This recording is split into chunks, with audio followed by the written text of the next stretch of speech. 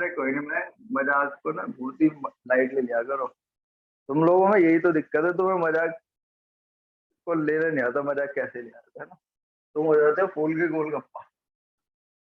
अबे हमसे बोल कैसे दिया इसने, ये सीन है। तो भैया एप्सिलॉन नॉट, ठीक है, epsilon not a by D की जगह सी नॉट हो गया, सी एम बराबर के सी नॉट हो गया। इसका मतलब एक शिक्षा मिल गई यहाँ से कि जो मीडियम वाला कैपेसिटेंस है वो वैक्यूम वाले के के टाइम्स होता है, और के की वैल्यू हमेशा एक से ज्यादा होगी, तो मीडियम डालने पर कैपेसिटेंस बढ़ेगा ही बढ़ेगा। तो डाइलेक्ट्रिक मीडियम क्या करता है, dielectric medium increase capacitance, capacitance, dielectric medium increase capacitance. ठीक है, चलिए अगर यहाँ पर आप लोगों से डाइलेक्ट्रिक कांस्टेंट की डेफिनेशन पूछ ली जाए तो के बराबर कितना हो जाएगा, सी एम अपॉन में सी नॉट। ऐसा होता है, तीन तरीके से पूछी जाती है, एक फोर्स की टर्म्स में, एक कैपेसिटेंस की टर्म्स में, एक इलेक्ट्रिक फील्ड की टर्म्स में। ये दूसरे नंबर की डेफिनेशन है डाइलेक्ट्रिक कांस्टेंट की। ये के को बोलते हैं डाइलेक्ट्रिक कांस्टेंट, घबराने की जरूरत नहीं है। के बराबर C M by C naught, मतलब capacitance of parallel plate capacitor when vacuum is filled upon में कैपेसिटेंस। इसके रिगार्डिंग क्वेश्चन मिलते जाएंगे आपको धीरे धीरे। Capacitance of parallel plate capacitor when medium is filled between plates। भाई ये तो मैंने आपको पढ़ा दिया ना कि वैक्यूम और मीडियम कैसे, दोनों कंडीशन समझा दिया ना मैंने, इसमें तो कोई दिक्कत नहीं होनी चाहिए शायद आपको। तो डाइलेक्ट्रिक कांस्टेंट की डेफिनेशन आप ये लिख सकते हो, ratio of capacitance of parallel plate capacitor when vacuum is filled between the plates to the capacitance of parallel plate capacitor when medium is filled between the plates. Clear है क्या मेरी बात? हमेशा याद रखे, डाइलेक्ट्रिक मीडियम डालने पर capacitance बढ़ता है।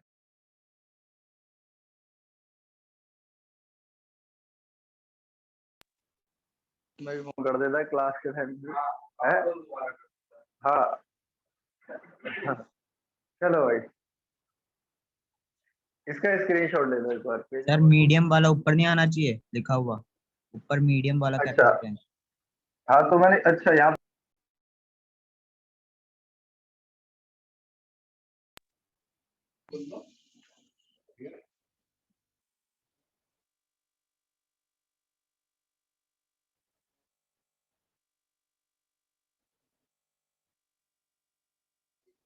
The capacitance of parallel plate capacitor when medium is filled between the plates of capacitor to the capacitance of parallel plate capacitor when vacuum is filled between the plates of capacitor. Clear है ये बात? एक derivation और बता दो। अगर ये मान लो डेरिवेशन बच्चे देना, तो अब वाला जो डेरिवेशन है वो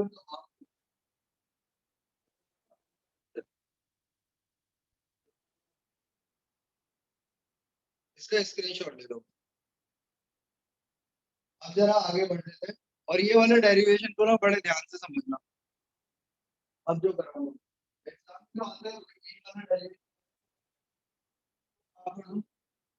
मेरी आवाज नहीं आ रही है भाई, इसलिए नहीं आ रही ना, लकड़ी ने फोन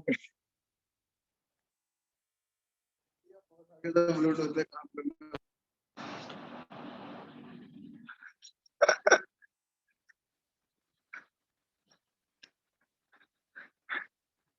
अब आ रही है भाई, आवाज आ रही है अब आप लोगों को? ये समझाओ लकड़ी को कि भाई गरीब आदमी है, ब्याज पे पैसा ना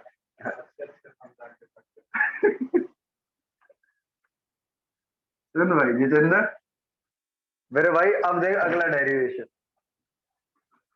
अभी भी नहीं आ रही आवाज? कैसी बातें करते हो। धन्यवाद भाई, शुक्रिया आपका, भगवान आपकी झोलियां सदा भरे रखे। देखना, कुछ टॉपिक ये है capacitance of parallel plate capacitor when a dielectric slab of thickness T less than df insert between plates of capacitor। तो संभव भाई ये डेरिवेशन बहुत इंपॉर्टेंट है, एनसीईआरटी का एक एग्जांपल भी है इसमें, इस टॉपिक पे। हुआ क्या, अब मैं आपको दिखाता हूँ यहाँ पर। मान लीजिए मेरे पास एक पैरेलल प्लेट कैपेसिटर है, कुछ नहीं करना, जो दोनों चीजें पढ़ाई गई है उनका कंबाइंड करके फॉर्मूला बनेगा। इसके बीच में एक डाइलेक्ट्रिक स्लैब डाल दी गई है, डाइलेक्ट्रिक स्लैब डाल दी गई है, और जो डाइलेक्ट्रिक स्लैब आपने इसमें डाली है ना, उसका डाइलेक्ट्रिक कांस्टेंट के है और सेपरेशन डी है, सॉरी टी है। अच्छा, अब एक बात बताओ, जब वैक्यूम था पूरे प्लेट में के बीच में, तब सेपरेशन डी था, यही था ना, दोनों प्लेट्स के बीच की दूरी डी है। जो हमने स्लैब डाली है उसकी थिकनेस कितनी है, टी। जैसे ये इमेजिन कर लो, ये मेरे पास दो प्लेट्स हैं, इस प्लेट्स के बीच में मैंने कॉपी फंसा दी ऐसे करके, समझ रहे हो आप लोग। जैसे ये दो किताब है मेरे पास, ये दो किताब है ना, 3D में दिखा देता हूँ, है ना, हमारा कैमरा 3D रिकॉर्डिंग भी करता है। सुनो भाई, इसके बीच में ऐसे करके प्लेट फंसा दी, बात समझ गए आप लोग, और इसकी जो थिकनेस है वो टी है। कोई दिक्कत? अब समझो जरा, बहुत ही छोटा डेरिवेशन है, आसान है। कंसीडर अ डाइलेक्ट्रिक स्लैब, बस ये कहानी लिख दूं, slab of thickness T insert, अबे ठीक है ना तू, इंसर्ट बिटवीन द प्लेट्स, और C बराबर हो जाएगा Q by V, equation number first. देखना जरा, एंड V बराबर कितना होगा। अब है हमारे पास V होगा ड्यू टू वैक्यूम प्लस में V ड्यू टू मीडियम। यहाँ पर जो पोटेंशियल है वो दोनों की वजह से है, वैक्यूम भी है क्योंकि इसमें, और मीडियम भी प्रेजेंट है, तो जो पोटेंशियल निकलेगा वो वैक्यूम वाला और मीडियम वाला दोनों निकलेगा। अब वैक्यूम वाले पोटेंशियल को क्या लिख सकते हैं, electric field of vacuum E not. अब कोई बच्चा मेरे को जल्दी से बताना, क्योंकि टाइम हो रहा है केमिस्ट्री क्लास का, ये बता सकता है कि वैक्यूम की थिकनेस कितनी यूज हो रही है, अब वैक्यूम कितनी जगह में रह गया है, वैक्यूम कितनी जगह में है, कोई देख के बता सकता है क्या?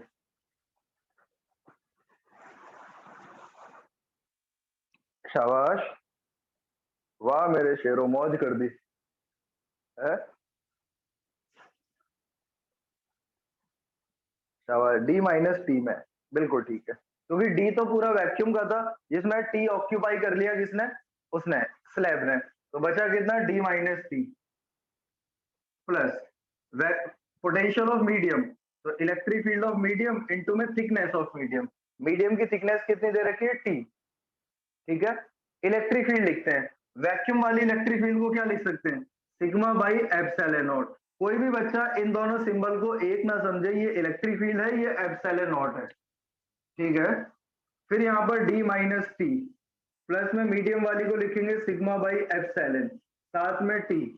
बताइए, एप्सिलॉन का एक रिलेशन याद होगा, के एप्सिलॉन नॉट, एप्सिलॉन की वैल्यू रख देता हूं यहाँ पर, तो V बराबर आ गया sigma by epsilon not D minus T plus में सिग्मा टी अपॉन में एप्सिलॉन की जगह के एप्सिलॉन नॉट, ठीक है।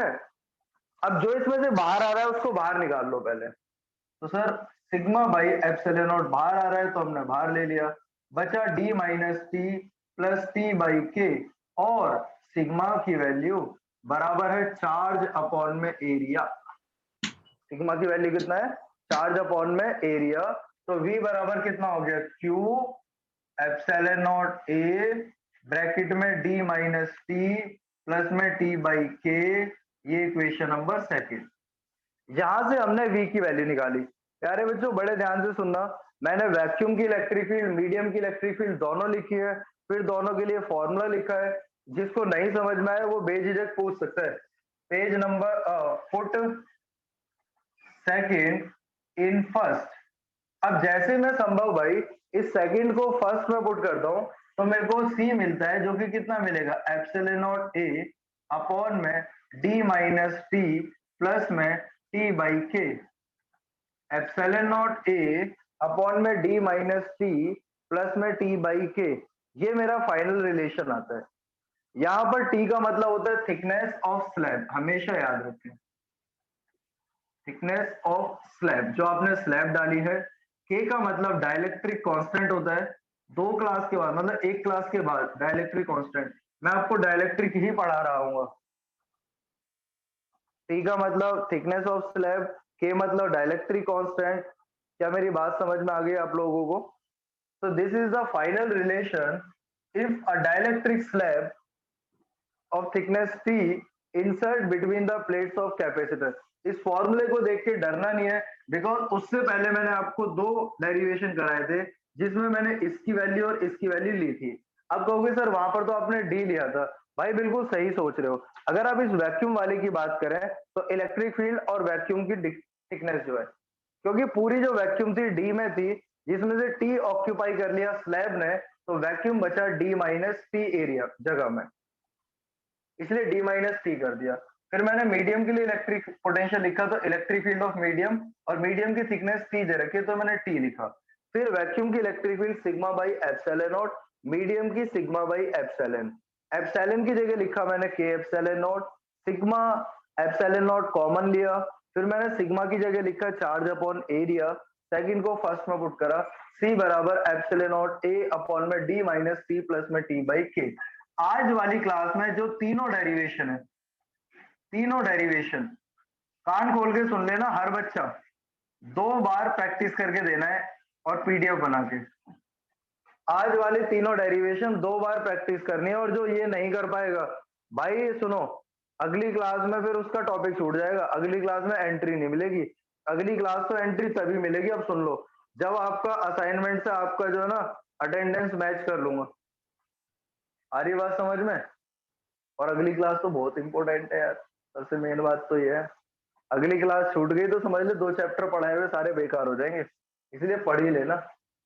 शाम तक दे दो यार, रात तक 11 12 1 2 ढाई इतने बजे तक तो मैं देख लूंगा।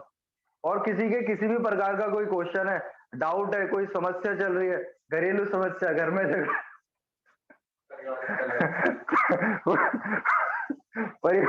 पारिवारिक कलेश, सबकी समस्या का समाधान करेंगे। ठीक है भाई, कोई भी बेझिझक बता सकता है। अगली क्लास में मिलते हैं यार, है ना? ठीक है, टाटा बाय बाय, स्क्रीनशॉट ले लेना, है ना भाई?